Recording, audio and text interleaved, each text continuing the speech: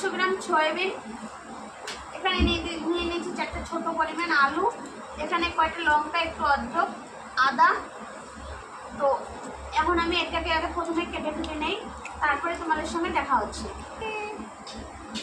তো আলুটা আমার দেখতে দেখতে কাটা হয়ে গেল।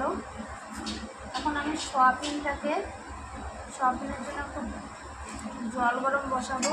তার আগে এখানে আলুটাতে জল দিয়ে দেবো।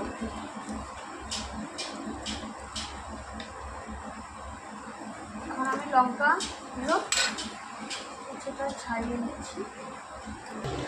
জলটা ফুটে গেছে, আমি এখন সয়াবিনগুলো দিয়ে দেবো এর মধ্যে।